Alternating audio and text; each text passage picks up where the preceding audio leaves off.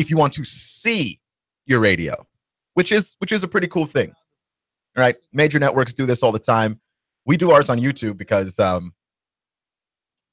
it's the most convenient. Everyone's got a smartphone, right? Like Fox Sports, ESPN, they put their shows on TV, and that's great, but most of us are at work when most of these shows are on TV. It's convenient. You get it on your phone, find us on YouTube, find us on your tablet, find us on your computer, and give us a look-see. So we've got a whole lot of football to get into. It's going to be a pretty big weekend. And also tonight, by the way, Walker Valley and McMinn County playing in some football action. The Division I 5 AAA can be locked up right here by Walker Valley if they get that going. So we'll give you updates on that as that game progresses tonight. I will be losing the show on Friday. I am Adventist, and so the sunset is starting earlier and earlier. We don't work on sunset, so I will not be on Fridays. I'm going to try and see if we can get some kind of programming there for the show on Fridays. But I will not be on live on Fridays for a while, and I will let you know when it is that changes. But as a result, today we're talking all the football, just all of it, just cramming college and high school and pro football into this. I always like to start with the SEC because A, it's deeply fascinating to me, and B, there seems to always be more drama in the SEC than anywhere else, right? Just weekly. You could write a soap opera about the SEC and probably never run out of material. Like, there are things that happen that could only happen here, right? The whole Hugh Freeze Ole Miss scandal could only happen here. In fact, it's like the most SEC story that ever happened is Hugh Freeze and the Ole Miss scandal. It's the most SEC story. So we're going to start there. And I was looking at the schedule, and I didn't see a schedule where I was not certain who was going to win a lot of these games, right? You've got Alabama versus Vandy. Alabama's going to beat Vandy. You got Tennessee versus UMass. Well, UMass is 0-4. Tennessee, 28-point favorites. They're going to beat UMass. What I want to know is who has the most to gain and who has the most to lose in the SEC, right? Because a lot of these games, some of these games are toss-ups. Like, I honestly couldn't tell you the difference between Texas A&M and Arkansas. In a lot of ways, those two teams are the same team to me. Couldn't tell you. LSU plays Syracuse. I know they're going to beat Syracuse. Or I feel like I know they're going to beat Syracuse. South Carolina, Louisiana Tech. South Carolina should win that game. But each team has an objective. They each have something that they can gain or lose as a result of this game. And we live in a world where we'd like everything to be nice and we'd like everything to be neat. We'd like everything to be pretty, and you could just put it in a box and go, this is what it is. But it's not. We don't live in a world like that, right? And there are wins and there are losses. And ultimately, that's what coaches get fired over. That's what gets fan bases riled up. That's what gets athletic directors fired. Wins, losses. But you can look at these wins and losses with a whole lot more nuance than I think that we do. That a win, there are different kinds of win, right? Winning comes in different qualities. And you know this because a team that's winning some games, but they're low-quality wins, you're never shocked when that team starts losing. You also have some teams that they lose some games, and they're high-quality losses, right? They play their hearts out, they play their tails off, they get out there, and they try their best to win, and they just can't quite seem to get over the top. But you're never shocked when that team starts winning, right? Like, a high-quality win is a few steps away from being victories. So you just have to figure out what's going right, what's going wrong, and engineer some kind of solution to your problems. And low-quality wins are steps away from being losses, and you better be careful and don't take those wins for granted, or look out. You might find yourself at the bottom of some division. So everybody's got something to gain and lose this weekend in the SEC, I think. Right? This is not just a matter of who's going to win and who's going to lose, which I will give you my opinion on that also, right? So let's just start with the earliest game of the day. Arkansas, Texas A&M. Both of these teams are playing for the same thing, right? Relief. Relief.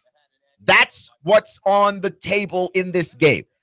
Because if you're Texas A&M and you're fairly confident that you're going to fire Kevin Sumlin at the end of the season, right? Like Kevin Sumlin is up on out of there. Every loss is a reminder. Every loss is a talking point as to why it is that you have to fire Kevin Sumlin. And if you're Kevin Sumlin, you can earn this job. You can keep this job. It is the longest of long shots, though. And every win builds another case for you. Just builds another case for you. If you're Arkansas, you're 1-1. The one storyline that you have under Brett Bielema, and Brett Bielema, I think, is a fine coach. I really do. I like him as a personality. I think that he's just hilarious and he's funny and very outgoing, and college football coaches tend to not have personalities. So when you've got a guy with as big a personality as Brett Bielema, it's hard not to like him. But Brett Bielema has underachieved as Arkansas's head coach. And one of the main things that Brett Bielema has struggled to do since he's been in the SEC is beat Texas A&M. And if you were to beat Texas A&M as Brett Bielema, go ahead and get that gigantic gorilla off your back. You get a little bit more relief, right? And you're still in the mix to try and win the SEC West. I don't think they're gonna, but you're still in the mix. And the longer you're in that mix, the better it looks on you.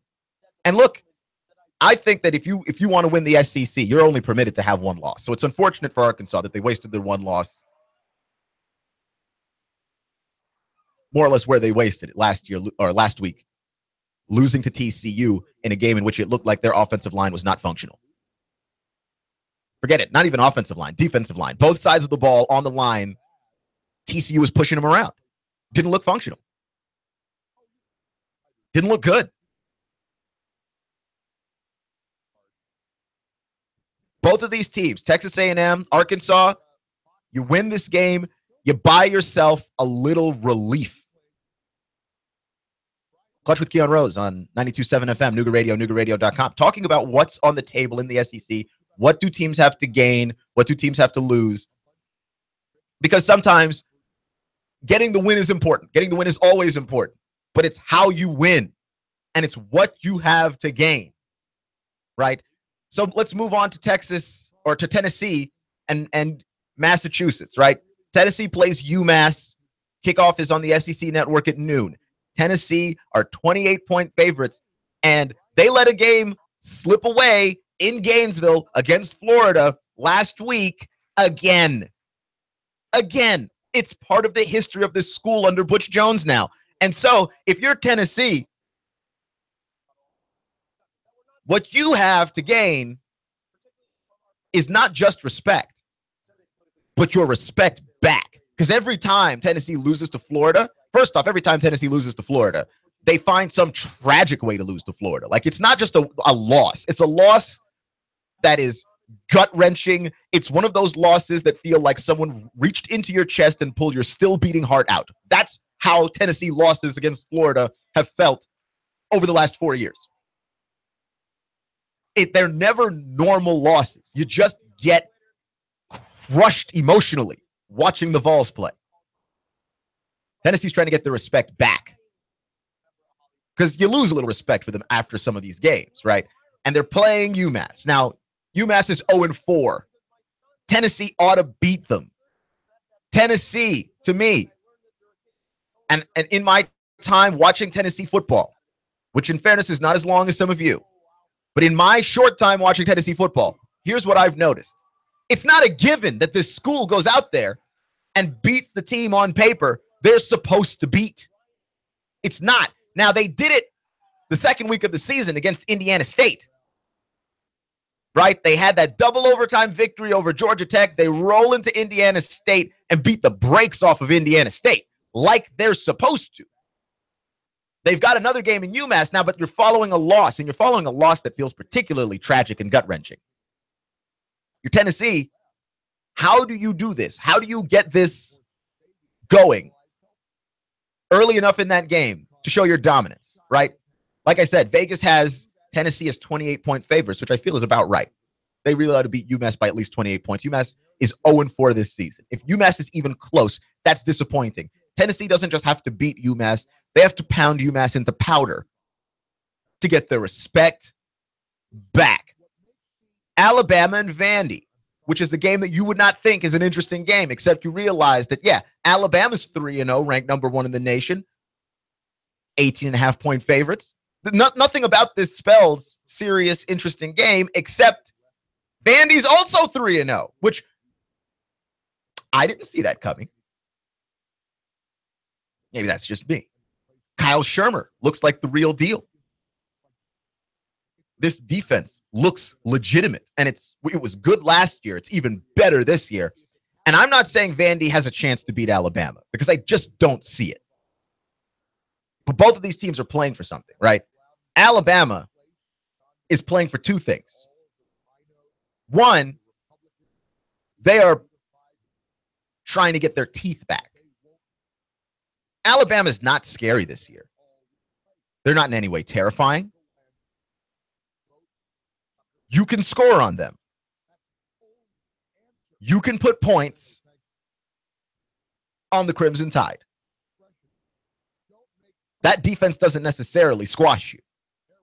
This offense has its struggles. And we'll get into Alabama a little bit more later, because Nick Saban had a great quote about the SEC not being a one-horse race. And he got a little bit into why. But this is not a scary Alabama team. This is an Alabama team gave up 24 points to Colorado State. That is in no way terrifying. Alabama wants to show up and just wreck Vanderbilt for two reasons. One, Vanderbilt is an SEC school. So you're playing an in-conference game. Everybody else is going to be on notice. Secondly, Alabama wants to show up and just prove that they've got their teeth. Right? Like they're not a step behind. And they can still beat anybody any week. Right? Like we know that Nick Saban demands perfection from his team. Because when you've traversed the levels of greatness that Alabama has reached, greatness isn't enough, man. Perfection is all that's left. That's a lot of pressure to put on some college guys, right? Like, does Alabama wilt under the pressure? Because if this Vanderbilt game is close, I still think Alabama wins it. I just don't see how Vandy wins it. But if this game is close, man, you're just a little less scared of Alabama. And part of Alabama beating you was that Alabama usually beats you before you even get on the field. Like, they're in your head before you get on the field. An Alabama team that can't beat you before you get on the field, that's a vulnerable team. They're going to lose to somebody this season, and it's going to shock you. Because the mentality of fear is simply not there. If Vanderbilt makes it close, Vanderbilt is playing for a little bit of respect too. For us to start taking that team seriously. Derek Mason has those guys playing well. But Vandy's also playing for the rest of the SEC. Vandy's also playing to show everybody that when it comes to Alabama, there's still a lot to be afraid of, but it's not impossible. Right? Like, there might be a blueprint as to how it is that you slow this team down. South Carolina and Louisiana Tech is the next game. That one is on the, oh, by the way, the Vandy-Alabama game, that's the CBS game of the week, which I think is the first time that Vanderbilt will have been featured in one such game since the SEC became to be on CBS. The next game is going to be on the SEC network at 3:30, South Carolina, Louisiana Tech. South Carolina, 9.5-point favorites, as they should be. South Carolina, they have a chance to dark horse in the SEC East. As much as Georgia is still in the driver's seat in the SEC East, South Carolina, with only one loss, and to my recollection, not a bad schedule upcoming, it's very doable that you can hang around and win this division, because that's pretty much Florida's strategy over the last few years. Now, I don't think Florida can do it. I don't think Florida has the firepower. But South Carolina versus Louisiana Tech, they ought to win that one. Then they play Texas A&M, which is a tough challenge, but not impossible the way that Texas A&M has struggled to move the ball. I would say similarly, Arkansas is not impossible for South Carolina to beat the way that their line has been set up. Their defensive and offensive lines are weak. Their offensive line is particularly porous. South Carolina and Tennessee. Look, I expect Tennessee to win that game, but I expected Tennessee to win that game last year, and that is not how that went at all. Right? I think South Carolina is going to have some struggles with Vanderbilt, because I don't know if they have what it takes to score on that defense specifically. But again, like, just the next few handful of weeks is pretty promising if you're South Carolina. And you're looking ahead and you're going, why not us? Why not us in Atlanta in the title game? And there is no good reason. There is no good answer to that question.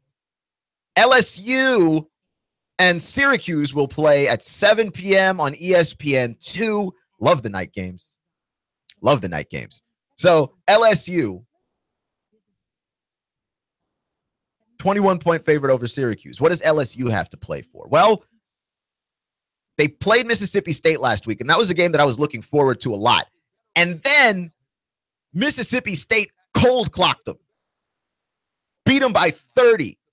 And this is an LSU team that we thought was not bad enough to be waxed by Mississippi State by 30. Beat them 37-7. LSU's got to get their rhythm back, because LSU was looking like a pretty decent, competent offense to start the season. Then they rolled up on Mississippi State and got whacked.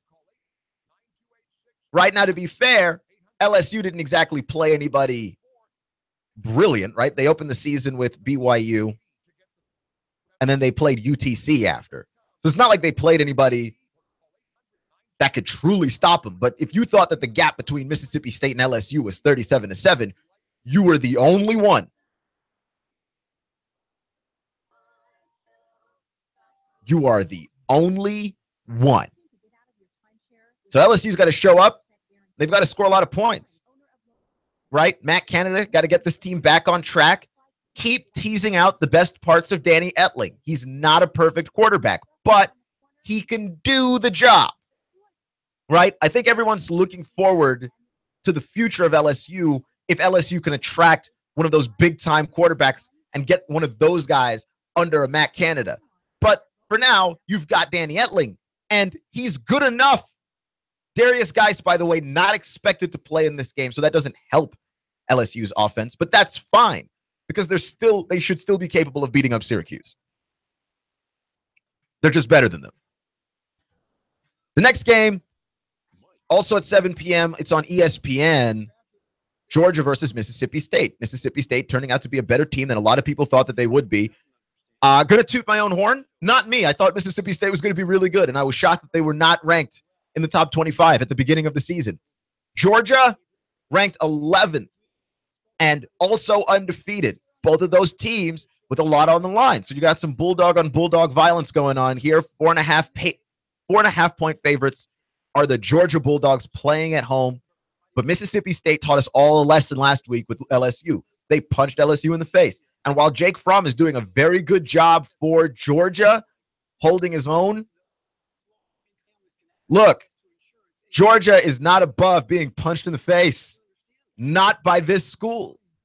This school, Mississippi State, is really, I would say, defensively sound. I would say well coached, right? And I've been going on a tear this entire week on how underrated Dan Mullen is. And any opportunity that Dan Mullen has to show the world how underrated his squad is, he's going to take it. And I think this is going to be a tough game for Georgia. And I don't know if Georgia comes out on the other side winners. I initially thought it was going to be Georgia winning this game. Look, man, I think Mississippi State can win this game.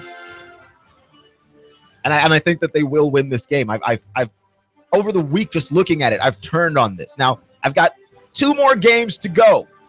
Some more conference action. Who has the most to gain in the SEC? Clutch with Keon Rose on 92.7 FM. Traffic, news, and information. Nooga Radio. Digital FM 95.3 HD4 and 92.7 FM. 3, 2, 1. Chattanooga Radio. Digital FM 95.3 HD4. 92.7 FM's news now. Early this morning, firefighters had to battle a 2-alarm fire at an apartment building in Chattanooga. More than a dozen people had to evacuate their homes early this morning when the fire broke out. Chattanooga Fire Department received the call at 2:58 a.m. on Stanford Gap Road, which was closed for several hours while the firefighting operation was underway, but then reopened just a little while later. Volunteers are assisting the residents who have been displaced. Replacement indictments have been issued for Sheriff Eric Watson out of Bradley County. Sheriff Watson made bond at the county jail and then returned to his sheriff duties shortly afterward. His attorney says the initial indictment that was filed previously was fatally defective. Walker Chemical may be closed for several months for an investigation into what caused the hydrogen leak at the plant last week. Walker has called in an independent research team to find out what exactly happened. Russell Stroud, Nooga Radio News Talk 92.7. Now. Traffic, news, and information. Nooga Radio. Digital FM 95.3 HD4 and 92.7 FM. Broadcasting live to over 1 million souls in Chattanooga, the Tennessee Valley, and beyond on frequency modulation 92.7. Sean Hannity. 25,000 watts on digital FM 95.3 HD4. CBS Radio News. NASCAR, Bloomberg Markets, David Tulis, streaming strong at NoogaRadio.com. Live on YouTube and Facebook. Nooga Radio, News Talk 92.7. Chattanooga Radio.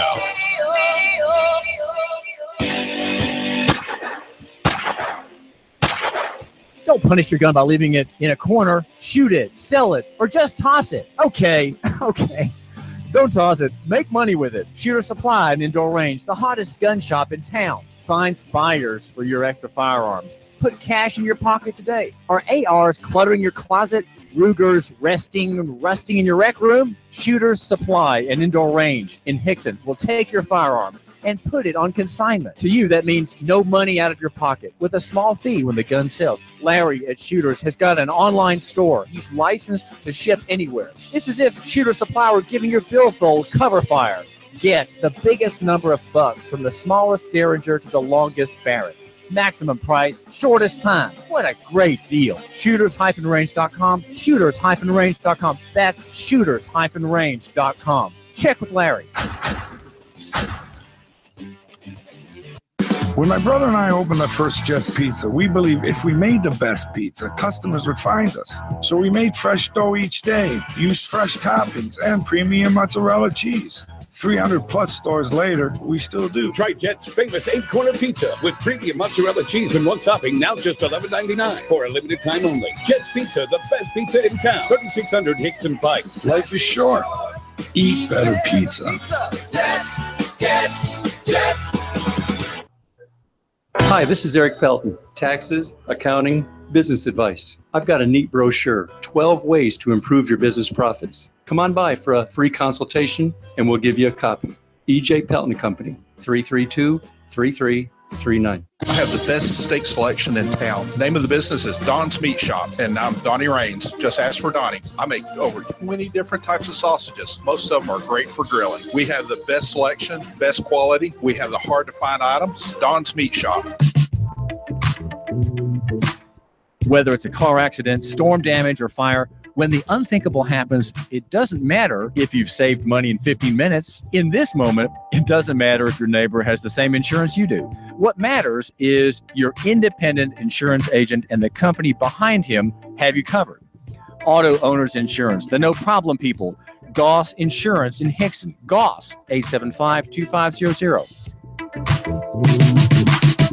Hi, I'm David Crockett, and I'm here with David Tulis, and we're having a little discussion over who's the number one Nooga centrist. If you want to keep up with free market ideas, then read Nooganomics.com. David Tulis, the blogger with the biggest pen. This is Chrissy. And this is Summer of Summer Cares. There are too many homeless veterans in Chattanooga. Please help us in our Shoebox for Veterans campaign. You can fill a shoebox with hand warmers, hand sanitizers, hand wipes, cough drops, razors, shaving cream, toothbrush, toothpaste, soap, shampoo, deodorant, snacks, socks, gloves, and even a small blanket. And make sure you drop your shoeboxes or your shoebox items off at Nooga Radio Studio on Hickson Pike across from Bojangles below Goss Insurance, Sonic on Hickson Pike next to Front Runners, or Alpine Crest Elementary School. Please join us at the Community Kitchen in Chattanooga on November 10th from 11 to 12:30 and help us distribute these care packages to the homeless veterans of Chattanooga. No veteran should ever go homeless. Nooga Radio 92.7's Fast Forecast.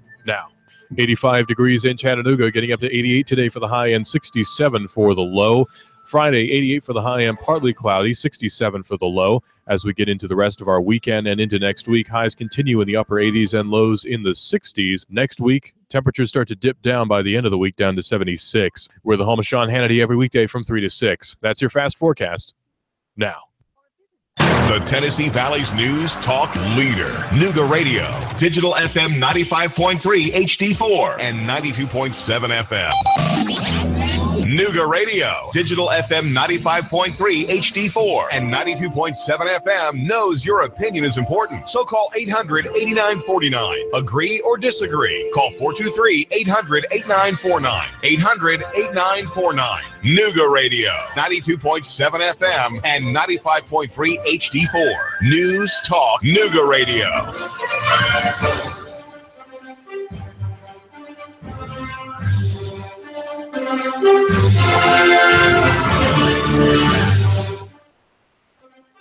Clutch with Keon Rose on Nooga Radio and NoogaRadio.com. 92.7 FM. And I was talking about in the SEC, who has the most to gain, who has the most to lose. What do you have to gain in your game this weekend? Right?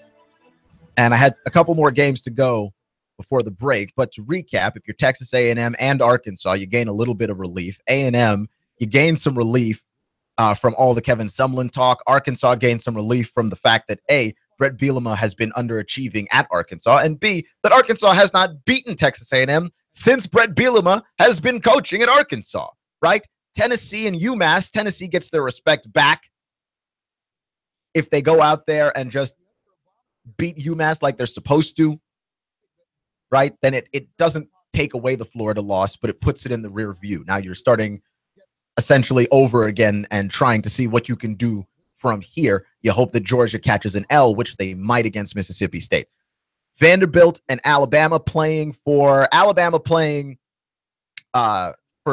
fear and the scariness that they are known for. And Vanderbilt playing for a little bit of respect, but Vanderbilt also playing to take away the teeth of Alabama. Vanderbilt trying to make Alabama not scary. And it's doable. They don't have to win the game to do that.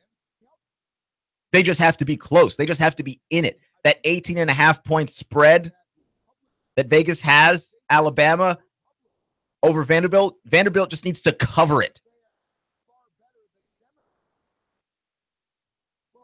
Louisiana Tech, South Carolina playing a dark horse. See if they can hang around in the SEC East. It's a wild division of football, and anything can happen. People who are favorites do not always win in the SEC East. LSU playing for the rhythm back. They got punched by Mississippi State last week. No answers.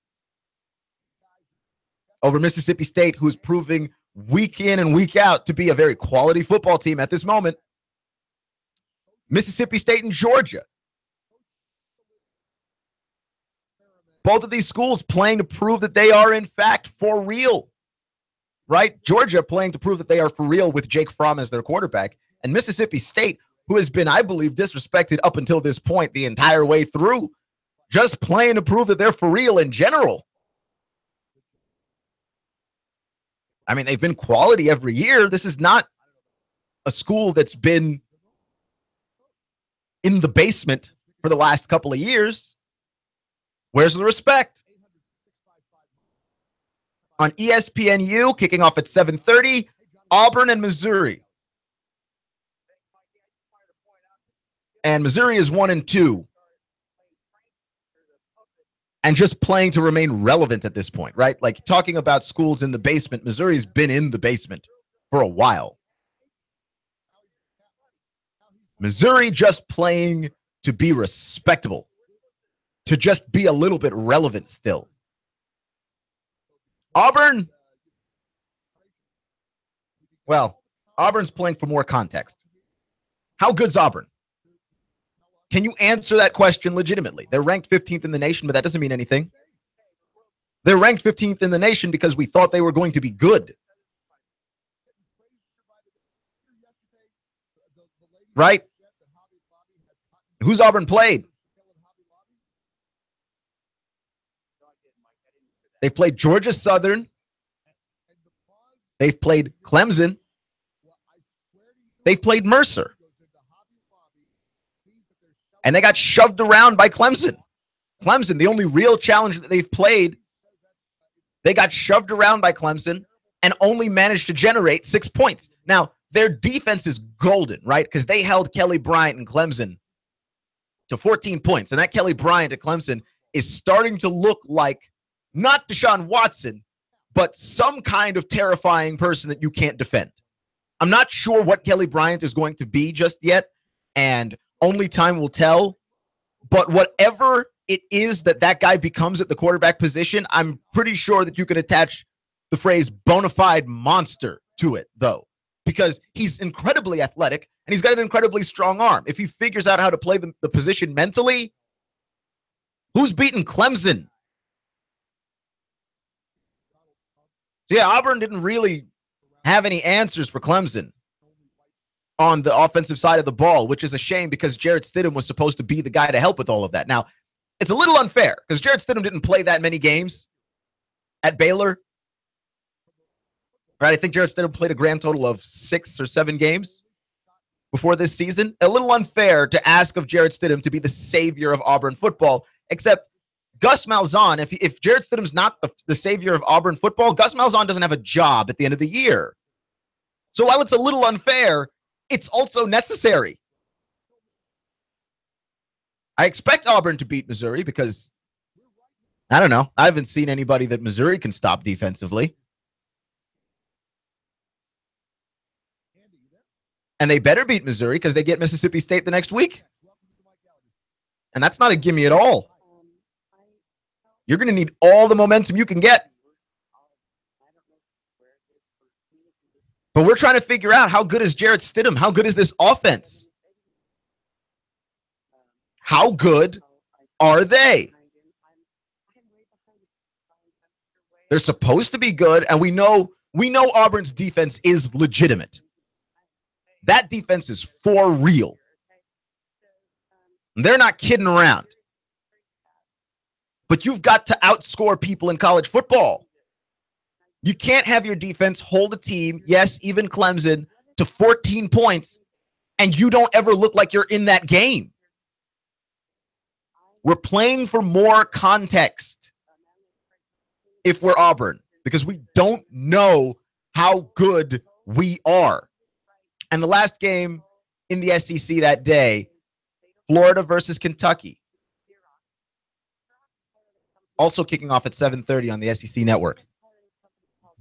Florida versus Kentucky. And Florida's ranked 20th in the nation. They're 1.5-point favorites over Kentucky. Kentucky is 3-0. Kentucky has not played like a tough, brutal schedule.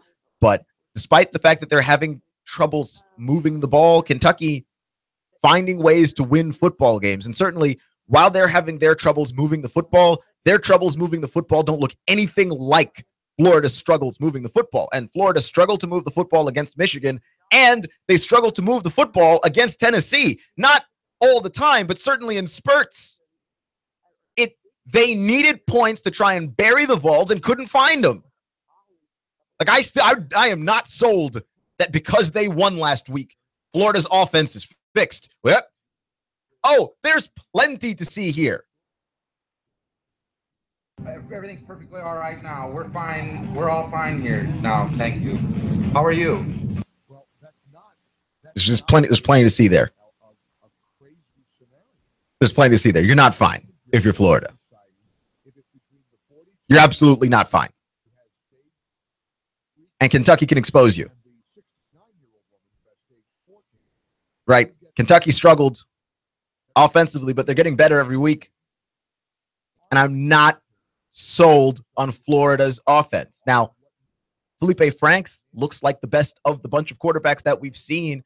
And if you let him play, I think that guy can grow into something special. And I think he can grow into something seriously dangerous to slow down. Can he become that in time to beat Kentucky? And if you're Florida, okay, and you're currently 1-1, and Kentucky beats you, and you fall to 1-2, you are done. The SEC East is a wild place, right? And Florida has been the beneficiary of the SEC East being a wild place. Many, many, many times. The entire tenure of Jim McElwain has been, you have to consider it some kind of a relative success in large part because of the wildness of the SEC East. But with that said, with Florida not having a game because of Hurricane Irma, and then were they to lose to Kentucky, I don't think they can come back in the East. There's too many good teams in the East. None of them are great, right? Like, this is the problem with the SEC East, is that none of these teams are great. But Kentucky is a team that when you considered, well, who could win the SEC East that you wouldn't expect? Kentucky's a team that you had to mention. Who could win the SEC East that you wouldn't expect? Well, Tennessee's a team that you had to mention. Well, who could win the SEC East that you wouldn't expect? Well, South Carolina's a team you had to mention. Right? Florida and Georgia were the favorites. And if Florida somehow loses to Kentucky, which is not impossible or improbable, if Florida loses to Kentucky, I think they're done. I don't think there's any way they win the East. I don't. You're not going to come away winning this one with 8 games, with 7 games. It's just not possible. It's just not possible. And I think that there are some head-to-head matchups left this season that if you're Florida, you could very well lose. Right? There's a whole lot to be afraid of if you're Florida. So what's Kentucky playing for? A chance to win the East. What's Florida playing for? Their season. Their season. Because fans don't like to go backwards, right? Nobody likes to go backwards, right? Everything in your life, so far as you can help it, if you have a choice, if you have a say in the matter, gets better and better and better, right? You don't drive the same car that you drove in college, right? Your next car is going to be a better car. And once you get that better car, you don't go backwards in cars. You don't go backwards in houses, right? Like if you move your family from an apartment to a house, you don't go back to apartments. You just don't go back to apartments. I mean, that's just what it is. People don't go backwards. If you date somebody and maybe they have several character flaws and you can't trust them and they're always hurting you, and then you move on to a different relationship and the different relationship is a better relationship and the person is more honest and they actually take care of you, you don't go back. Right? You don't. Nobody goes backwards in stuff. Florida fans do not want to go backwards. Okay? There's not going to be any acceptable outcome for a Florida fan that doesn't involve winning the East when you were a favorite to win the East. It's not acceptable. Not to Florida fans. Not acceptable. They will not accept that as an answer. Okay? It's not happening. Florida is playing for their season. I'm not saying, oh, it's over. I'm saying you are very much behind the 8 ball. That's one SEC East opponent that's got a win on you. And you still got to play Vandy, and that's not easy. Georgia, and that's not easy. South Carolina in South Carolina, and that's not easy. And then there are games that I don't know that are just guarantees that you win those. Right? Like, you still got to play LSU. Like, that's not going to be a gimme. I probably more easily give Florida Texas A&M, but look, this is a tough season for Florida. All of a sudden, it has become a very tough season. I don't know if the Gators lose to Kentucky, if they can pull it together. I don't. I really don't. Clutch with Keon Rose on 92.7 FM. Nooga Radio, NoogaRadio.com. Just not sure they can pull it together. Florida's playing for their season. So I want to cycle back around to Alabama real quick. Because Alabama has been referred to as a one-horse race. And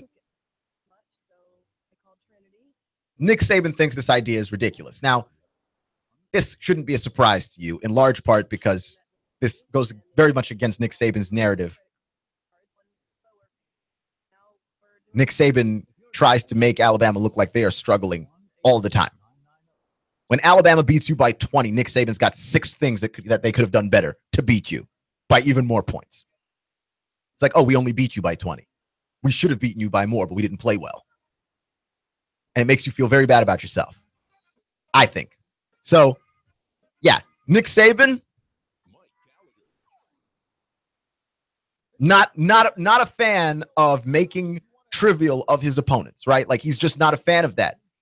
And also, Nick Saban thinks everything's ridiculous, man. Like, if you had $1 for every time Nick Saban thought something was ridiculous, you might be richer than Nick Saban. You might have more money than him. Nick Saban thinks everything is ridiculous.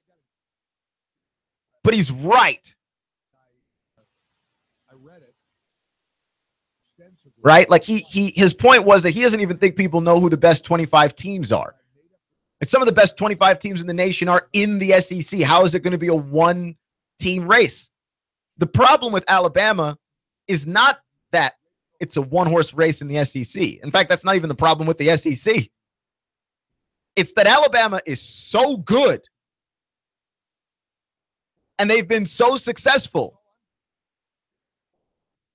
that it's a one-horse race anywhere that Alabama goes, right? Like, move Alabama to any other conference. Any other conference. It's a one-horse race in every conference. Not this season. I think Alabama does look vulnerable this season. But historically, like, take last year's Alabama team. Who beats that team in any conference? Right? Clemson got him in the national title game. Who else beats that team in any conference? Who else beats that team in the Pac-12? Who else beats that team in the Big 12, Big 10, ACC? Alabama's just been tough to beat. I mean, that is not a one-horse race. The other horses are racing. Just Alabama is clearly the best, biggest, fastest, strongest horse. And that's not just in the SEC. That's everywhere. And I also think it's worth mentioning because Alabama looks weaker this year than they have ever looked. To refer to the SEC as a one-horse race is to overlook the fact that, A, I think the SEC as a conference is better this year. And B, that Alabama as a team is worse.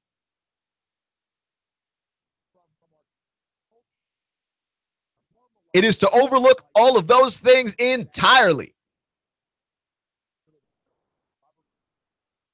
And that's deeply problematic because then that means you're just bending facts to fit a narrative. Alabama,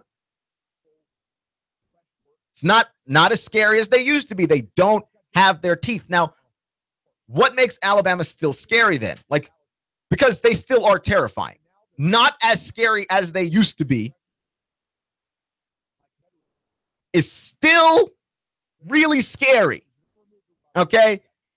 For instance, people like to talk about America like America's going to fall off the earth tomorrow. And you talk about America and American values and go, well, America's not as strong as it used to be. Okay, that's probably true.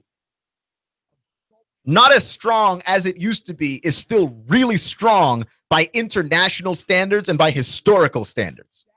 America's still real strong. Not as strong as it used to be means what exactly? Right? Like maybe the rest of the world, not unlike the rest of the SEC, has gotten better. The rest of the world has gotten richer. The rest of the world has gotten more technologically advanced. And America has taken some steps back. Still the strongest nation, though. Overall, right? That's the thing. Alabama, not as scary as they used to be. Will give up points to Colorado State. Still really scary. You don't walk into Alabama and believe that there is a chance of victory. You have to hope for it, but you're not promised anything at all.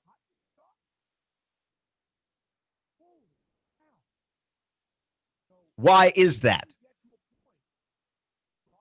Well, Barrett Sally, CBS sports writer, I think he made a really great point in his article today covering this story. Here's a quote from the article.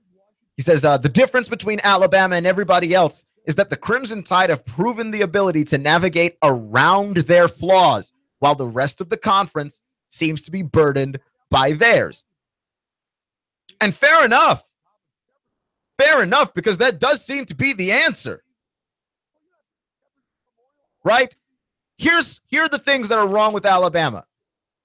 That defense is not as disciplined and as overpowering as it used to be. Jalen Hurts is not playing very well. Okay? When he throws the ball, 3.1 yards per pass attempt when it gets completed, which is worse than he did last year and worse than anything Jake Coker did previously. I mean, that's a huge problem if you're Alabama. The fact that you can't really throw the ball. And not just that you can't throw the ball because it's never been Alabama's MO to throw the ball, but that you are throwing the ball an average of 2 yards shorter than you've been throwing it over the last 2 years. That's a problem. It's going to make it hard to pick up first downs. It's going to make it hard to keep your offense on the field. It's going to be hard to score if you are having trouble throwing the ball like Alabama has throwing the ball. But they are incredibly versatile as a team and are capable of overcoming their weaknesses in a way that most teams simply are not, right? And we talked about Tennessee. Like, what's frustrating about Tennessee? What's frustrating about the Vols? It's not that they have their weaknesses. In fact, let's make this Butch Jones specific. It's not that Butch Jones doesn't have his weaknesses. It's that he hasn't fixed them, nor has he proven capable of coaching around his own weaknesses. And it's not just Butch. Butch and Sumlin and Bielema, like all of these, and McElwain, all of these guys are flawed coaches. Like who isn't? But the inability to coach around their flaws is their weakness, and maybe for at least some of these guys, Kevin Sumlin almost certainly, their downfall.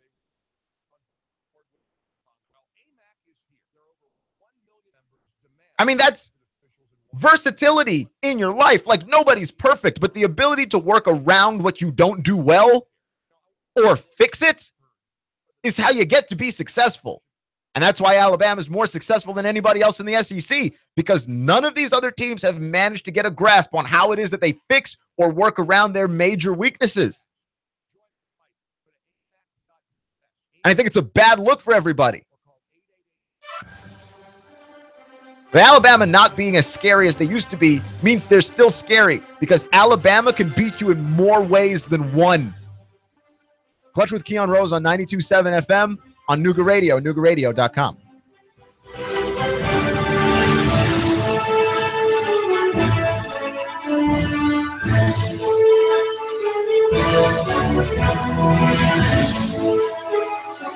Traffic, news, and information. Nooga Radio. Digital FM 95.3 HD4 and 92.7 FM.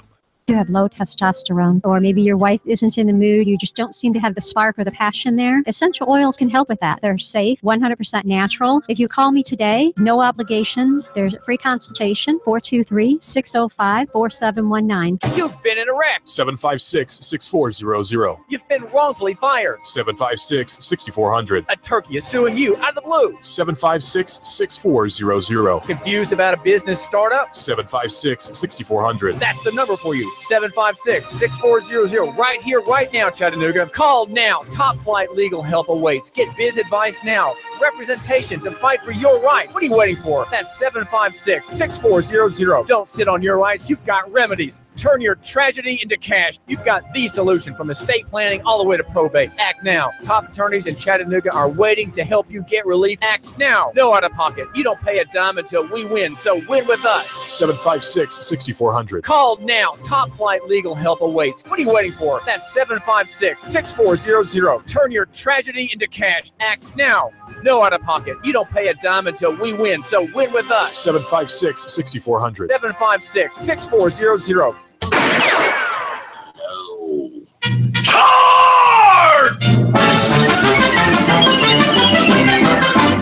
Get back there, you dang Yankee! Great horny toads, I'm up north. Gotta burn my boots. They touch Yankee soil. Lay down your arms and step forward, Yankee! What's the hassle, Schmansel? My orders from General Lee is to hold the Macy-Dixie line, and no Yankees are crossing it. WDLZ HD4 Ottawa, W224AZ Chattanooga. 92.7, Digital FM 95.3 HD4 Chattanooga. Facebook posting a more cooperative side in the probe into Russian election meddling. I directed our team to provide the ads we've found to Congress. A Trump administration executive order pressures firms and individuals. Do business with the United States or with North Korea, but not both. This is the CBS World News Roundup Late Edition. I'm Dave Barrett. Some content from Facebook. 3,000 ads will be provided to Congress as it investigates interference by Russia during last year's election. As CBS's Bill Rakoff explains, these were ads from faked accounts linked to a Russian agency. I don't want anyone to use our tools to undermine democracy. Facebook CEO Mark Zuckerberg says his company will now provide the same information about the ads it gave to the special counsel to lawmakers who are also investigating Russian meddling. But some want Facebook to go farther and release that info publicly. For now, Zuckerberg says, we may not always be able to share all of our findings publicly, but we support Congress in deciding how to best use this information to inform the public. Bill Rakoff, CBS News, Washington. President Trump in New York today put more heat on North Korea. His executive order would mean sanctions against companies and individuals who would keep doing business with that country.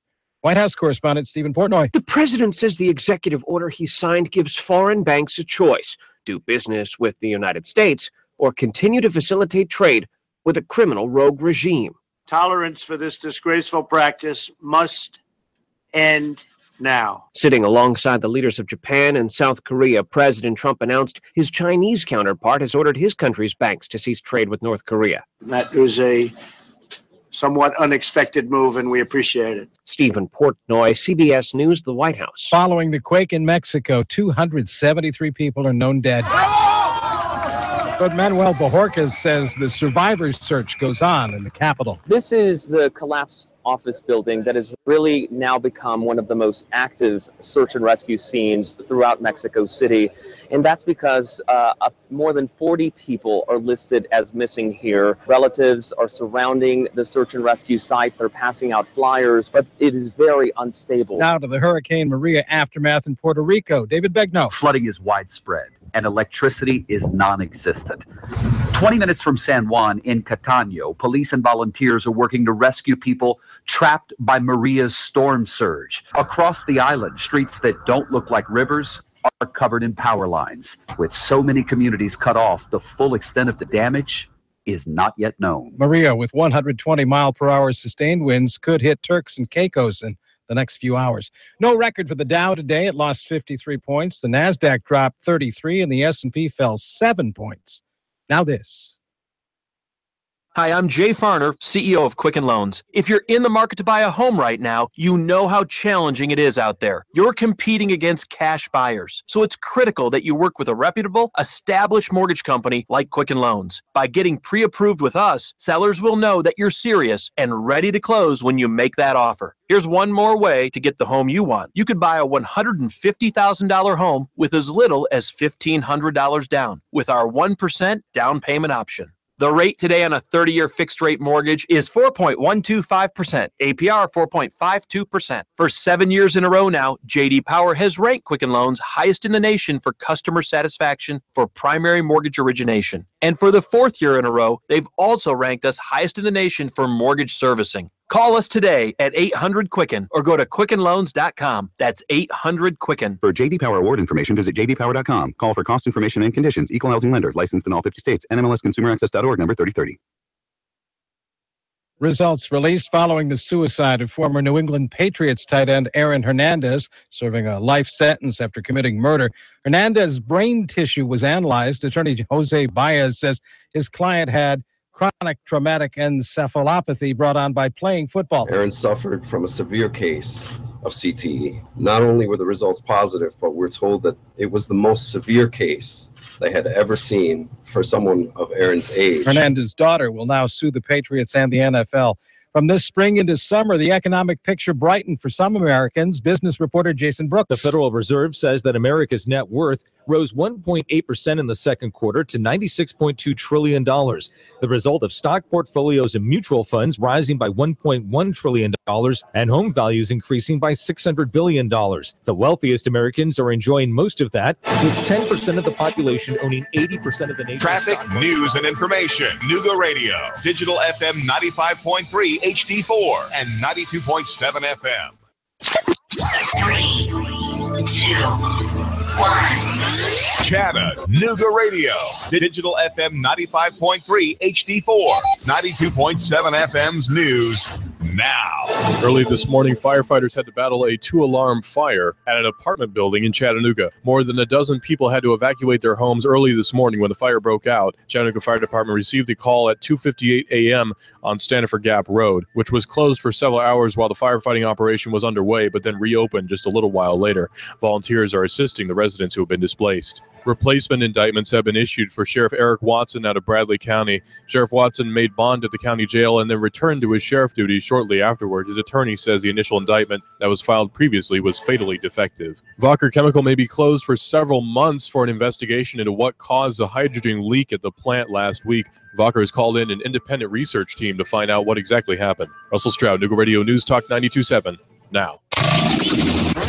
Broadcasting live to over 1 million souls in Chattanooga, the Tennessee Valley, and beyond on frequency modulation 92.7. Sean Hannity, 25,000 watts on digital FM 95.3 HD4. CBS Radio News. NASCAR, Bloomberg Markets, David Tulis, streaming strong at NoogaRadio.com. Live on YouTube and Facebook. Nooga Radio, News Talk 92.7. Chattanooga Radio.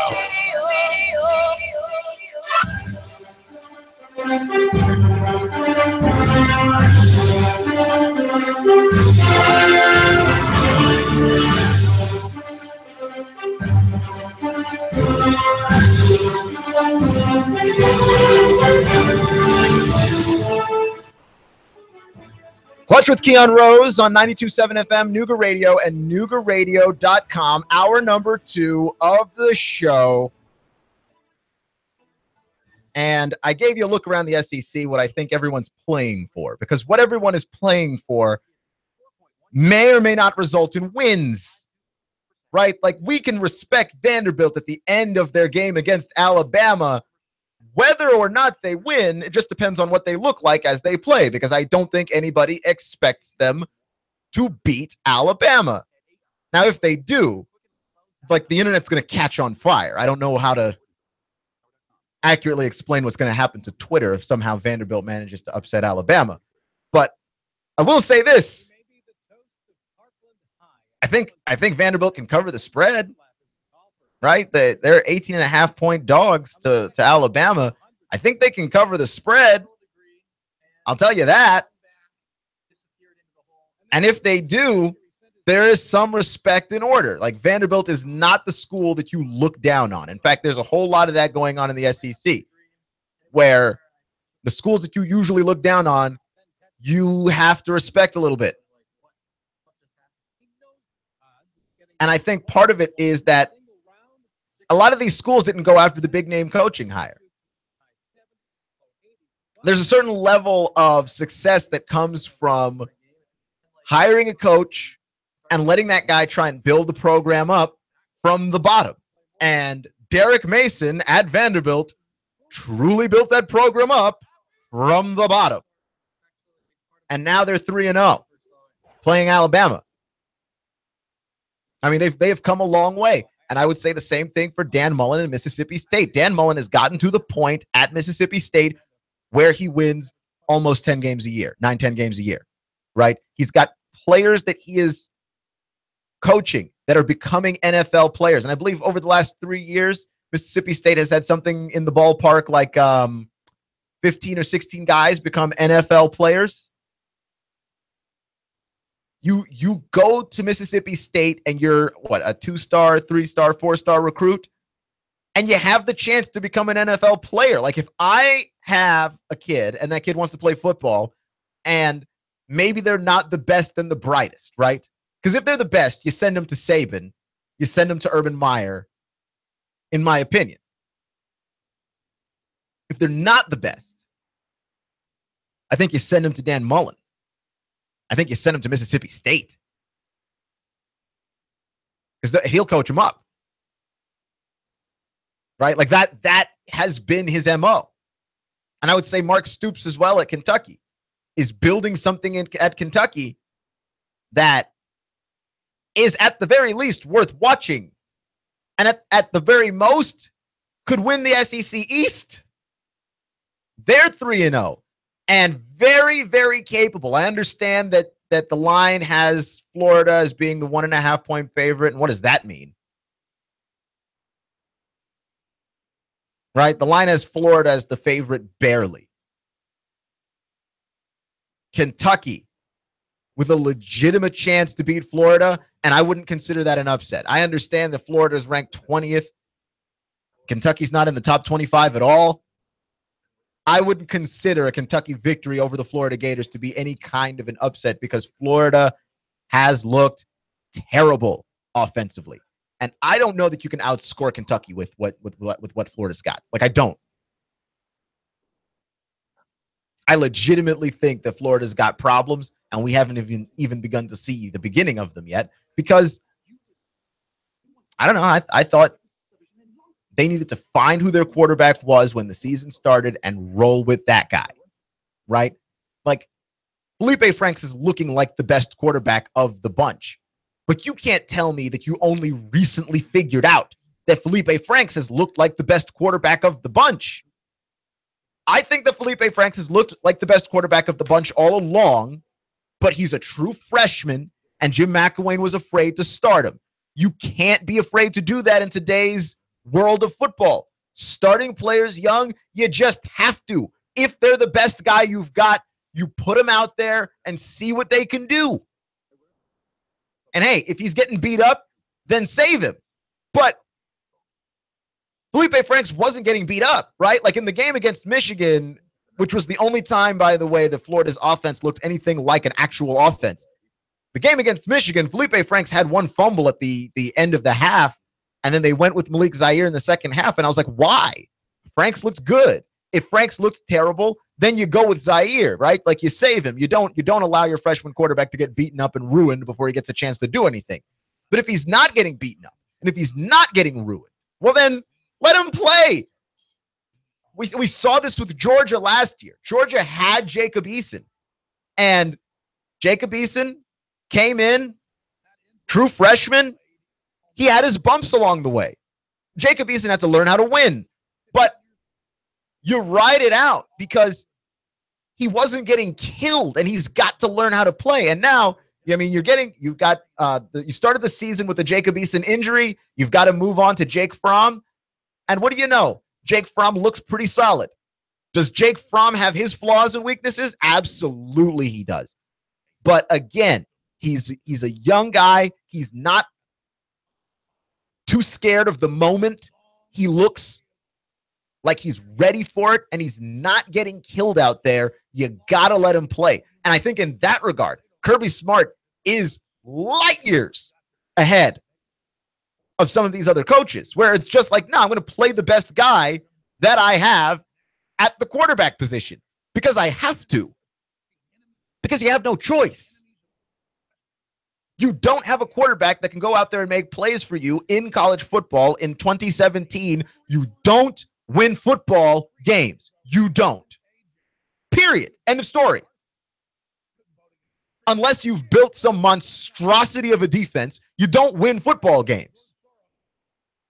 So it doesn't matter if the guy's a freshman. Like, that's thinking of the past. Right? Like, we've seen it change in the NFL, where it doesn't matter if the guy's a rookie. If he's the best quarterback on your roster, you play him. And it's trickling on down. If the best player you have at quarterback is a true freshman, I don't care if your plan was to redshirt him. If you think that it's not going to kill him, play him. Right? Now, if your offensive line is terrible and you're going to throw the kid out there and he's going to get whacked every time he's out there and he's going to lose his confidence because you've put him in a position where he can't possibly succeed, maybe don't do that. But I don't think Florida's that. I don't think Florida's in that position at all. And I think Felipe Franks has already shown us enough with regards to the fact that he's not going to go out there and get killed. Right? If anything, that 63-yard bomb to beat Tennessee at the end of the game, what does that tell you? It tells you he's resilient. Let him play. And this should have been the way it was from the beginning. And they might have had a better chance against Michigan if they could have sustained some drives. Right? Because Malik Zaire looked lost. I like him. I think they brought him in there, and I think they wanted him to play and wanted him to have an opportunity in game time to win the job because he's a graduate transfer. And they had to actually wait for the rules to be changed to have Malik Zaire play, to actually have him on their roster. And so there's a certain level of, we went through a lot to make sure that you came down here and played, and we were hoping that you'd be better than this. But you got to take chances. You do. Right? I mean, we've seen a number of schools do this. Texas did it. Shane Bichelle was the starter coming in. They decided that Sam Ehlinger would be a better choice. Ehlinger is a true freshman. Doesn't matter. Play him. If you think he's the best guy on your roster, play him. Period. Especially if you're in McElwain's position, because you've been the coach of that team long enough. You don't have a choice, to be honest. You've been coaching there long enough. You don't have the ability to wait and see. You've won the East in back-to-back years. Your fan base is not going to accept you not winning the East because, well, we had to wait and see. And that's exactly what might have happened here. Can Kentucky beat Florida? Absolutely. Abso-flippin-lutely. You better believe it. Clutch with Keon Rose on Nooga Radio, noogaradio.com. Check us out on 92.7. So, I want to talk about the NFL quickly, too, because we've got Thursday Night Football tonight, and then we've got a Sunday crammed with stuff. So I'm going to try and get through all of these games and give you my opinions on all of these games moving forward really quickly because, I don't know. This feels like the most interesting NFL season that we've had in a while. Right? Like there are actually some teams that are surprising. There's some quality football teams. There's some really bad teams too, but we had some bad football last year. And it felt like week after week after week, most of the games on the slate were pretty terrible. And I wouldn't say that's the case so far this season. The Thursday Night Football game is bad. And I talked about this yesterday because the NFL treats us like if they just keep giving us football, we're just going to watch football because it's on. And I'm telling you, that's not true. The Thursday night game tonight looks bad. It's the Rams. It's the Niners. I might check in for a little bit, but honestly, this game looks ridiculous. It's being played in San Francisco. San Francisco's bad. Their quarterback is Brian Hoyer. So, like, what else did you expect? And they have trouble moving the ball. Brian Hoyer has thrown for a grand total of 290 yards this whole season. No touchdowns, just 2 interceptions. That's bad. That's bad, and they're bad. They've struggled to run the ball. They've struggled to throw the ball. They've struggled to stop anybody. They're 0-2. Why is this a primetime game? Right? The Rams are better. And part of the reason why the Rams aren't good is because they're young. Their head coach is young. Their head coach is 3 years older than me. Sean McVay is 30 years old. He's the youngest head coach in NFL history. But he's a genius. I mean, when you look at some of those play designs that they draw up, man, it's easy to see why Sean McVay would be the youngest head coach in NFL history. Dude's a genius.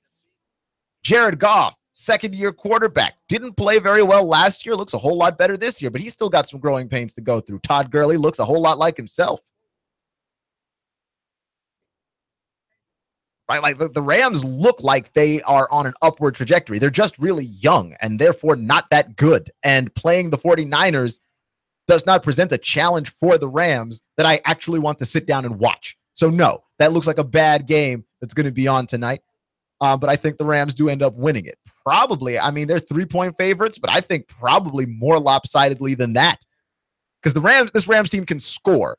And I have not yet seen anybody that the 49ers can stop. I'm not saying that you and 10 friends could score on the Niners. I'm saying you and 10 friends would have a chance. And that's not good. So moving on to Sunday, right? We've got some morning football. You got to go over to Yahoo to watch the game. Go to Yahoo and stream it. But the Ravens and the Jaguars playing in London, which gives us some morning time football. Game is at 9:30 in the morning if you want to wake up and watch the Ravens and the Jaguars. I actually do not. The Ravens look pretty good, though. Joe Flacco looks like a return to the Joe Flacco that got paid way too much money after he won that Super Bowl. I like where the Ravens are headed, and I expect them to advance to 3-0. 3.5-point favorites over the Jags. Honestly, I would think that they would be bigger favorites over the Jags, but whatever. The Jags are 1-1. They got exposed a week ago. Blake Bortles still can't throw. Leonard Fournette cannot be given the ball 50 times a game. Even though I know that's what Doug Marrone wants to do, he can't do that. That's a bad idea. Okay? NFL defenses are too sophisticated for you to do this. You cannot do this anymore. So yeah, I expect the Ravens to win that one going away. And I don't expect that game to be particularly interesting. But I will say this. The Jaguars play in London every year and probably have the most experience being a team playing in that international game and dealing with the jet lag and dealing with all that other stuff. That Amazon and HBO and NFL Films did a documentary series last year where they followed the Rams all season, and the Rams played one of their games in London. And yeah, teams struggle dealing with that jet lag. They really do. So I understand that it's hard for some teams to do, and I understand that it would be easy for the Jags to do relatively because they do this every year and have more experience playing out of the country than anybody. And also it speaks to the fact that the NFL is pushing really hard to get a London team. I don't know how that's going to make the divisions work. I don't know how the travel's going to work on that. But they are pushing really hard to have at least one team in London. Does that actually work? I guess we'll find out. Right? So the actual day begins normally Sunday at 1. The Texans and the Patriots, 13.5 points, the Patriots over the Texans. That sounds about right. The Patriots are going to pound the Texans. The Texans don't have an offensive line worth recognizing. And I like Deshaun Watson a lot, but he's going to look like a rookie in this game. He truly and honestly is. But I like the fact that DeAndre Hopkins is involved in their offense. I like Lamar Miller coming alive, running the ball. I just don't think that the Texans have what it takes to really stop Tom Brady and Rob Gronkowski, that attack. Gronk's back. And I think that it's going to be a high-scoring game for the Pats. I just don't think the Texans have the firepower offensively to really get involved in this game. The Jets and the Dolphins, oh boy, what a snooze fest. But I think the Dolphins win this game to advance to 2-0 over the Jets. The Jets are bad. The Jets could probably have the number 1 pick in the draft. The Jets might go 0-16. The Jets might not win games this year. That's actually very possible. The quarterback is Josh McCown. Their backup quarterback, interestingly, is Christian Hackenberg, a guy who's very highly rated coming out of college. But we haven't seen Christian Hackenberg play. And the Jets keep telling us that Christian Hackenberg, don't worry. He'll come around. He'll develop. He's really good. We promise. But then why can't he get on the field? Like, if Christian Hackenberg was the best option you had at quarterback, you'd play him, and you're not. And that tells me that the best option that you have at quarterback is Josh McCown, and that's real scary. Just in and of itself. The Eagles and the Giants are going to play. The Giants look dreadful as well. I can't imagine being a New York sports fan right now. Mercy. You've got the Knicks, you've got the Mets, you've got the Jets. I mean, boy, what a mess. What a mess there. The Eagles are the better team. They're the 6-point favorite, and I expect that to hold true. The Eagles have a very, very incredible pass rush, and the Giants have a very, very bad offensive line. The combo of those things spells, I don't want to say doom for Eli Manning, but it spells a very long day for Eli Manning. He's going to get knocked around. I don't know how involved Odell Beckham Jr. is going to be in this offense because they look bad and they don't have the ability to throw the ball. The fact that the Eagles can't run the ball, though, is concerning, right? Like, Carson Wentz is the leading passer for the team, obviously, but he's also the leading rusher for the team with 61 yards on the entire season. That's not a good look either. And if the Eagles do wind up losing to the Giants, it's going to be because they cannot run the football. The Browns play the Colts. So it's a battle of two very bad teams, both 0-2. But somehow the Colts are actually worse than the Browns. I think the Browns are going to get their first win here. Because the Browns have been playing good football. They've just been overmatched. They've just played teams who are better than them. They opened the season with the Steelers and then after played the Ravens. And so, yeah, you just played a couple of teams better than you. But the Browns struggled to win games last year. I believe they won just one at the end of the season. They're going to win this one. They're going to win this one because the Colts are terrible. And by the way, they're ruining Andrew Luck's entire career. The Buccaneers and the Vikings also play. The Buccaneers came out in their season opener last week, won their first game. The Vikings looked like they regressed. Sam Bradford's going to probably wind up being the starter for this game again, though he did get injured last game for the Vikings. I don't know what to tell you about the Vikings, except that the Vikings can really, really run the ball. Dalvin Cook looks amazing as a rookie. And Sam Bradford, when he's got time to throw, can really push the ball downfield. I just think Tampa Bay's defense is going to be too much for Minnesota. I think Jameis Winston and Mike Evans hook up a lot, and they've got the best passing receiving core in the league. So I don't know what to tell you on that one other than, yeah. Buccaneers probably win that one. Vegas has the Vikings as the 1.5-point favorites, but I picked the Bucs. Falcons, Lions. I think Atlanta destroys Detroit. And they're both 2-0. Matt Ryan and Matt Stafford both looking very, very good. But the Falcons have more weapons than the Lions do. The end. And I think that one's going to be fun. It's going to be probably a high-scoring game, but I don't know because Atlanta's defense is actually quite brutal. And I don't know exactly how it is that you're going to score against Atlanta necessarily without taking the kind of risks that Atlanta poses, where Atlanta's defense is also capable of scoring. So not only does Atlanta have, in my opinion, the most horrifying offense in the league to play against, but they also have one of the most punishing defenses in the whole league. I'm going to give you the rest of my NFL rundown here. We're through more than half of these games, but there's a full slate left of the NFL. I'm going to give you my opinions on those. And I'm going to give you an opinion that I have on a certain SEC school that may or may not be alarmingly underrated. It's not Mississippi State this time. Flush with Keon Rose. Next.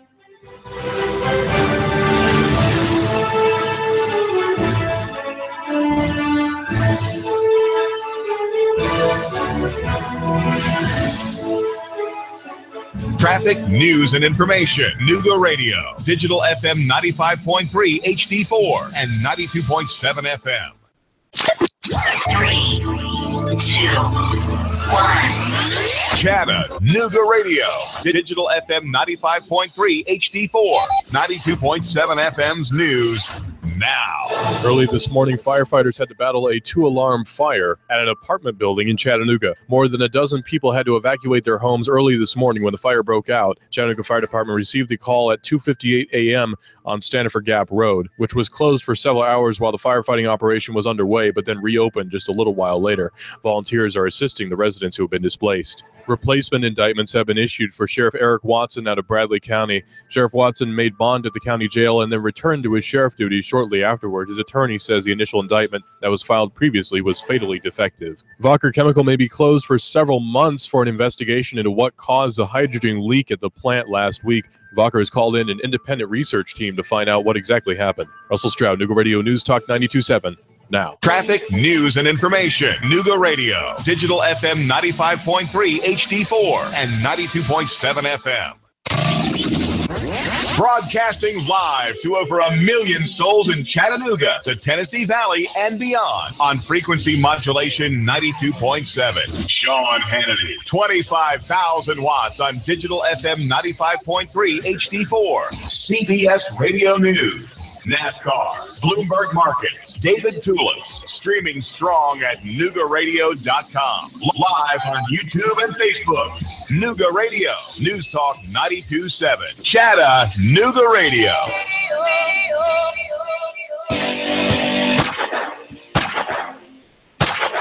Don't punish your gun by leaving it in a corner. Shoot it, sell it, or just toss it. Okay. Don't toss it. Make money with it. Shooter Supply and Indoor Range, the hottest gun shop in town, finds buyers for your extra firearms. Put cash in your pocket today. Are ARs cluttering your closet? Rugers rusting in your rec room? Shooter's Supply and Indoor Range in Hickson will take your firearm and put it on consignment. To you, that means no money out of your pocket with a small fee when the gun sells. Larry at Shooters has got an online store. He's licensed to ship anywhere. It's as if Shooter Supply were giving your billfold cover fire. Get the biggest number of bucks from the smallest Derringer to the longest Barrett.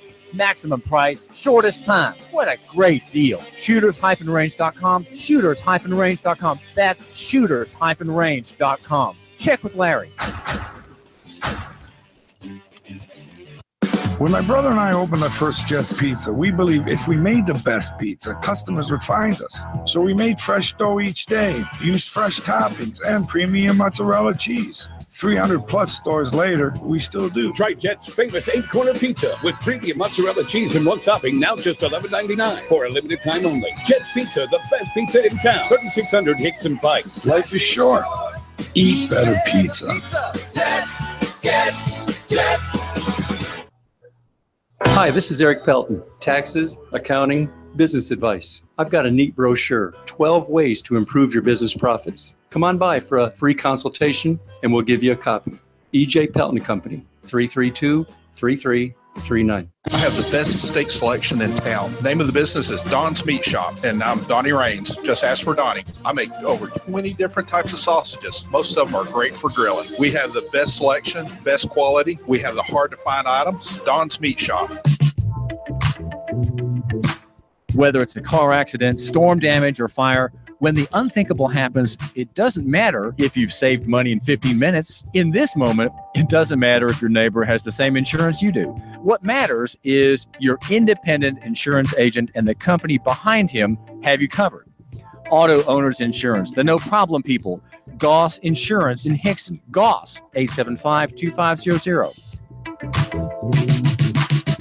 Hi, I'm David Crockett, and I'm here with David Tulis, and we're having a little discussion over who's the number one Nooga centrist. If you want to keep up with free market ideas, then read Nooganomics.com. David Tulis, the blogger with the biggest pen. This is Chrissy, and this is Summer of Summer Cares. There are too many homeless veterans in Chattanooga. Please help us in our Shoebox for Veterans campaign. You can fill a shoebox with hand warmers, hand sanitizers, hand wipes, cough drops, razors, shaving cream, toothbrush, toothpaste, soap, shampoo, deodorant, snacks, socks, gloves, and even a small blanket. And make sure you drop your shoeboxes or your shoebox items off at Nooga Radio Studio on Hickson Pike across from Bojangles below Goss Insurance, Sonic on Hickson Pike next to Front Runners, or Alpine Crest Elementary School. Please join us at the Community Kitchen in Chattanooga on November 10th from 11 to 12:30 and help us distribute these care packages to the homeless veterans of Chattanooga. No veteran should ever go homeless. Nooga Radio 92.7's Fast Forecast. Now, 85 degrees in Chattanooga, getting up to 88 today for the high and 67 for the low. Friday, 88 for the high and partly cloudy, 67 for the low. As we get into the rest of our weekend and into next week, highs continue in the upper 80s and lows in the 60s. Next week, temperatures start to dip down by the end of the week down to 76. We're the home of Sean Hannity every weekday from 3 to 6. That's your Fast Forecast. Now. The Tennessee Valley's news talk leader, Nooga Radio, digital FM 95.3 HD4 and 92.7 FM. Nooga Radio, digital FM 95.3 HD4 and 92.7 FM knows your opinion is important. So call 800-8949. Agree or disagree? Call 423-800-8949. 800-8949. Nooga Radio, 92.7 FM and 95.3 HD4. News Talk Nooga Radio.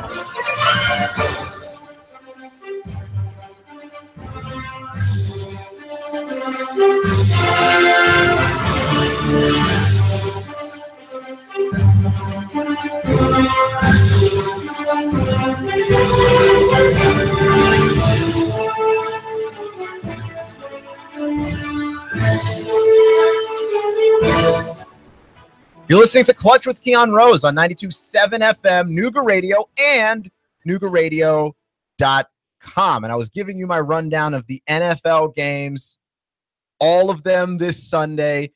Well, we started with the Thursday night game, and we wound up getting through like halfway of Sunday. Just told you that I think Atlanta's going to beat Detroit. It's going to be a close game, but a high-scoring game. I waffle on whether or not I think this game is going to be close. Vegas thinks the game is going to be close. 3-point favorites. The Falcons over the Lions. But I will say this. Atlanta's defense can really make you look bad. And I mean, little mistakes turn into points for Atlanta, or at least puts them in the red zone very easily. All right? So let's move on to the rest of Sunday. This is the last of the early games here. Saints-Panthers. The Saints are 0-2. The Panthers are 2-0. Cam Newton looks good. 399 yards and 2 touchdowns on the season so far. And the Saints defense can't stop anybody, okay? And I say this every year. They have been bad defensively for the last 4 years. They haven't been good. And we've just sort of ignored that. And people have big games versus the Saints, and it's like, oh, look who just arrived as quarterback. How? They played the Saints. Everybody looks good when they play the Saints. Okay? Week 1 versus the Saints. Sam Bradford looks like the second coming of Joe Montana because they are the Saints, right? Week 1, Tom Brady struggles against the Chiefs. What gets Tom Brady back on track? The Saints defense. They're terrible. Okay, I mean, you want your quarterback to have a great day throwing the ball? Give him the Saints defense. It's the greatest antidote for a quarterback in a struggling season ever. Cam's not even struggling, but Cam's going to have a great day. You know why Cam's going to have a great day? He's playing the Saints. Their defense is bad. It's beyond bad. I mean, we're talking historically bad defense. I think by the time we get to the end of this season, we are going to see a Saints defense that is vying for one of the worst defenses we've ever seen in NFL history. And it might be vying with the Saints defense from 2 years ago when Rob Ryan was the defensive coordinator. So the Broncos play the Bills. This is, what do you want me to say about this game? What do you want me to say about this game? Yes, the Broncos are going to beat the Bills. Yes, the Broncos are going to beat the Bills. Yes, Tyrod Taylor has been playing pretty decently. But Trevor Siemian has already thrown 6 touchdowns 2 games into the season and looks impossibly good in a way that you could not have imagined if you were the Denver Broncos. Right? They're running the ball well. They're throwing the ball well. Their defense looks like always, one of the best defenses in the league, if not the best defense in the league. And Trevor Siemian, he's not making very many mistakes. And I don't know if Trevor Siemian's a good quarterback or not, but he's good enough to play on that team. That's for sure.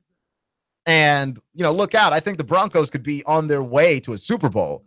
I know it seems premature to go, oh, wait, 3 weeks into the season, really? But there are some things that you can learn a very short way into the season. And one of the things that you can learn a very short way into the season is who has a legitimate defense and who does not. The Broncos do. It really doesn't. This is not dependent, by the way, on Trevor Siemian, right? Like, it helps that Trevor Siemian looks good, but nothing Trevor Siemian does will actually make a difference as to how elite this defense is. And that's what's going to carry this team. I don't know how you do that. This is the team that beat up Cam Newton in the Super Bowl and made him look ridiculous.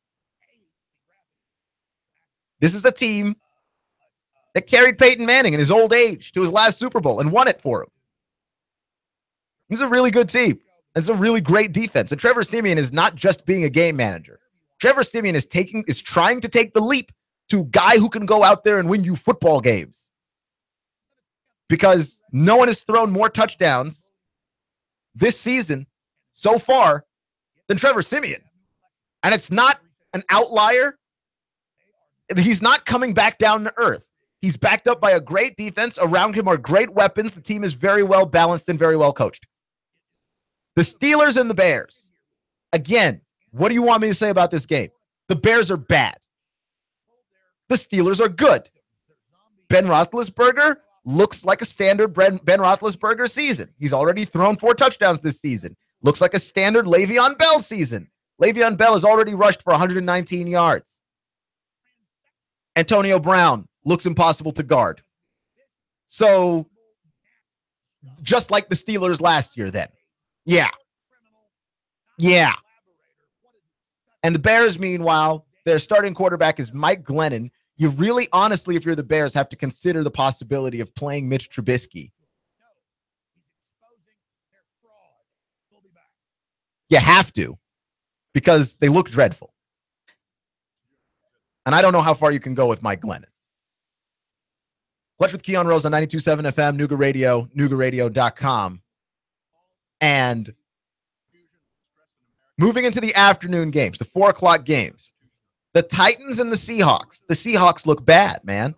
And I say that on the offensive side of the ball. The Seahawks defense looks as dominant as it has ever looked. That's still a very tough team to score on. That's still a very tough team to move the ball on. But what I will say is offensively, they've lost their touch. Russell Wilson has lost his touch.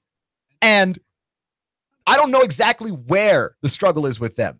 Why it is that suddenly they look like they can't score. But they look over our money. Will you be a slave or will you be free?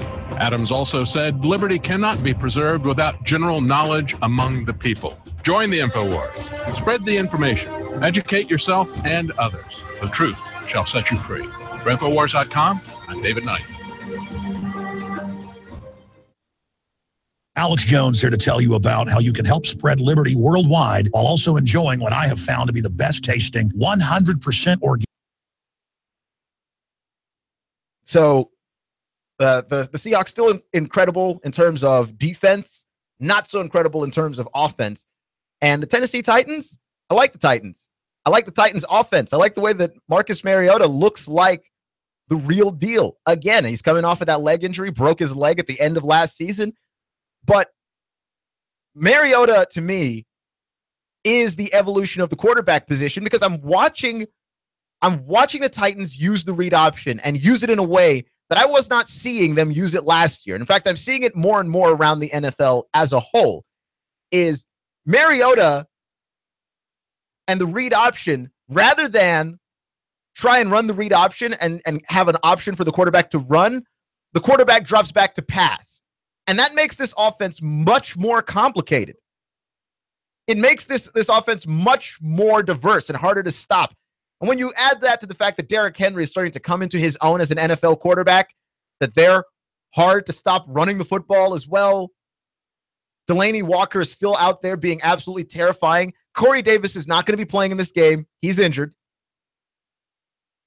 which stinks because I want to see him develop as that target for Mariota. But I think the Titans beat the Seahawks. They are 2.5-point favorites in this game. Honestly, I think they beat the Seahawks worse than that because I don't see Seattle scoring points in bunches that way. I just don't. Seattle has not scored a touchdown yet this season. Or sorry, they scored exactly one touchdown so far this season. Everything else has been field goals. That's a problem. The Chargers and the Chiefs. The Chargers. It's hard to find good things to say about the Chargers. Phillip Rivers looks really good.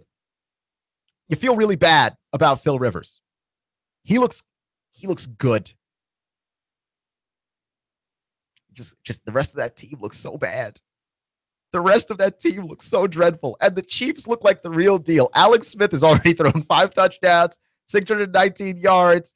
Kareem Hunt, as a rookie, is on track to be Rookie of the Year. He's got 230 yards. He scored 3 touchdowns. I mean, he looks unstoppable. He looks unstoppable. And it's funny because right when you proclaim the running back position dead in the NFL, here come 3 rookie quarterbacks or 3 rookie running backs rather, that might change the scheme of things. Kareem Hunt, as a rookie, devastating.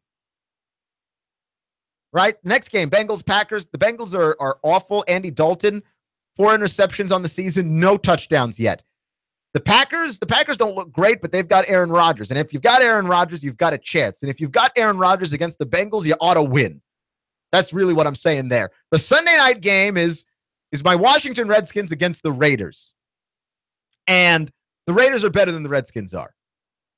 I feel like I'm not stating the obvious here. I don't think that the Redskins can win this game over the Raiders. Yeah, I know. I got to be all self-deprecating and neutral with my team. But I just don't see how the Redskins win this game.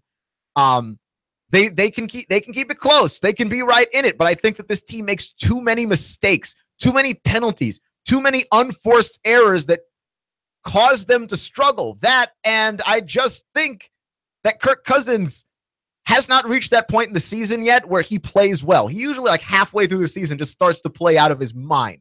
He's looked all right so far. The offense has looked all right for them so far. But again, when the pass rush is going for the Redskins, that's when they're at their best.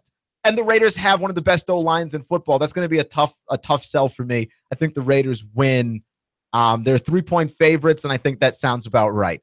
Cowboys, Cardinals on Monday Night Football. We're going to get more into this probably next Monday, but just my face value assessment is that the Cowboys win this game.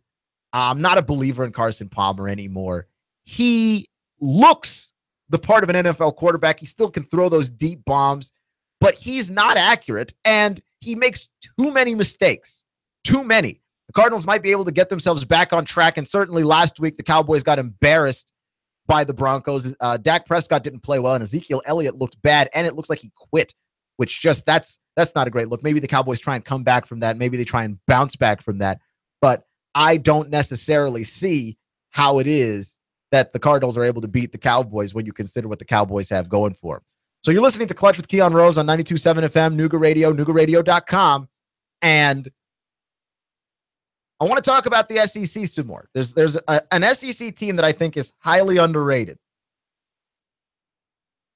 Highly underrated. I've been talking about Mississippi State because I think Mississippi State is the thesis of the underrated team in the SEC. And when you look at the SEC as a conference, why is it that they are being underrated on a national scale?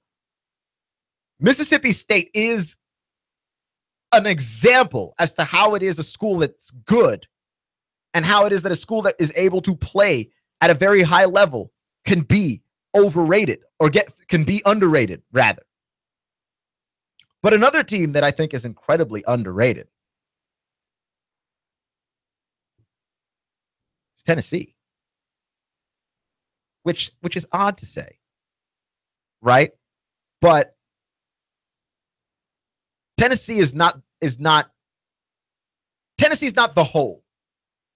Okay? The reason why Tennessee is very easy to underrate is because they legitimately do have a lot of problems.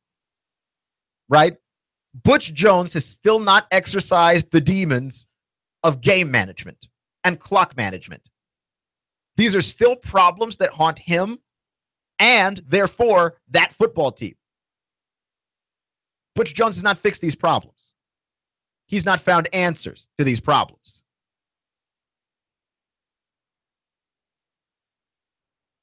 That's real. This team gives up big plays in the secondary. And I'm not just talking about the play that won the game last week, though that too. This team gives up a lot of big plays in the secondary, and that can't continue. That's a legitimate problem. Offensively, they can make big plays, but they're still not aggressive enough all game long. Quentin Dormady stares down his wide receivers, gives defenses too many opportunities to make a play on passes that he throws. Right? To the point where Butch Jones is trying to figure out how to get Jarrett Garantano involved this week, which against UMass, I think is not a bad idea. You're expected to beat UMass to death anyway. If you get opportunities to play Jarrett Garantano, make sure that he's interested, because you know how guys like to transfer out these days. Make sure he's interested, make sure he's involved, and see what you have in him. It's not a bad idea. If you can control UMass without struggling, I would do that. But the reason why I say that Tennessee is very underrated is Tennessee has the kind of offense, I believe, that can hang with just about anybody. Right? Like, despite all of their problems, despite their legitimate issues with clock and game management, with health, the fact that every year there just seems to be some major volunteer injured somewhere, despite the fact that you can make big plays on their defense, that their offense is not aggressive for 4 quarters of a football game, which does come back to coaching. When Tennessee has to score, they can score. The capability is there. The ability is there. 2 weeks from now, Tennessee plays Georgia. That's a big game. If Tennessee wants to be able to win the SEC East, which is not an expectation that many people had of them at the beginning of the season, they're going to have to play like the team they're capable of playing as. They're a talented bunch. Rob Kelly is legitimately a star. They're legitimately a star. Caller, you're on the air.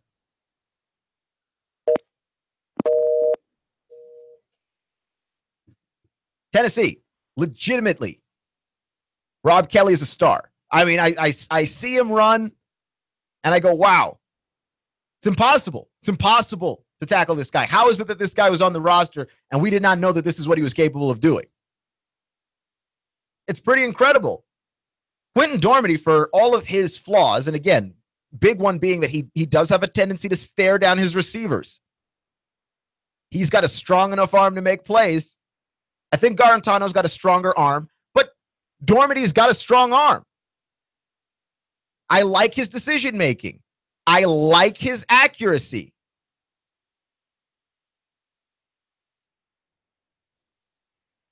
I like his knowledge of the game. Things that I don't like about Dormady, I think, are offset by the things that he does incredibly well. When Tennessee is aggressive, when they believe in him, when they rely on him to go out there and make plays. And I think he doesn't have a whole lot of games under his belt, but I think that they are going to have to trust him.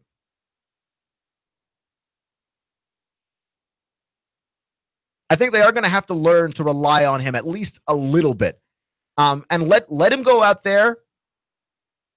Let him be aggressive. I don't think that Dormady gets the chance to be as aggressive as he can be, which I also see as somewhat problematic. And that's why I think the Tennessee is fairly underrated. I do. You wouldn't think of them that way because their flaws that they do have are so big and so glaring and so obvious. But, give this team some credit.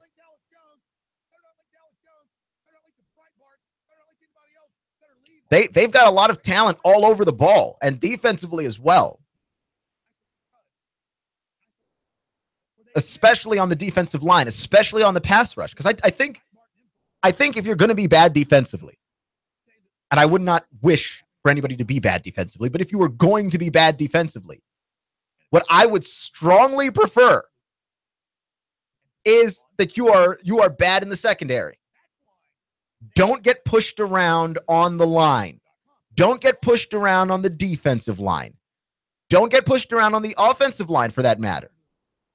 Right? Like when we look at Arkansas, this is why I think Arkansas this season for them, hopeless. Because the way that TCU pushed them around, nobody should be pushed around that way. And nobody can be pushed around that way and still expect to win football games. You don't push around Tennessee on the lines, which I think gives them a chance to win just about every football game that they're in. Right now, when those games are close, what do? When those games are close and your head coach is Butch Jones, can you overcome clock mismanagement and game mismanagement and relying so heavily on analytics that you overthink decisions that ought to be obvious? Because if you're not capable of doing that, you're going to suffer. Right? Tennessee's schedule does not get easier from here. Okay? Tennessee plays UMass, and that's the last easy game they play, in my opinion, for about 4 weeks. Then they play Georgia, then they play South Carolina, then they play Bama, then they play Kentucky. That's not a fun set of games. Like, you want to be heading into that Georgia game undefeated, at the very least 3-1. Got to handle UMass.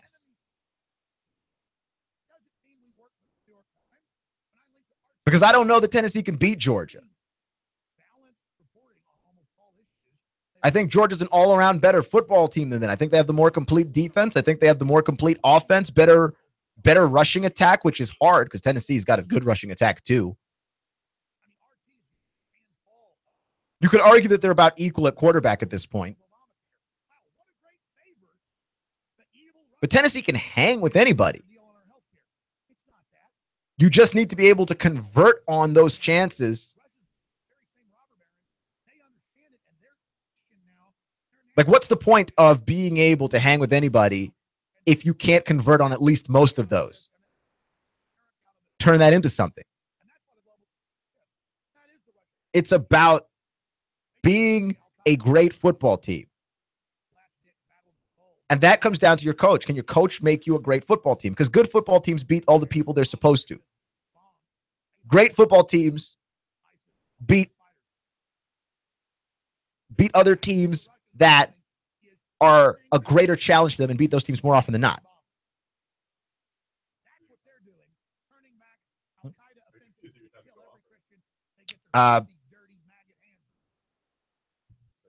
Yeah. Yep.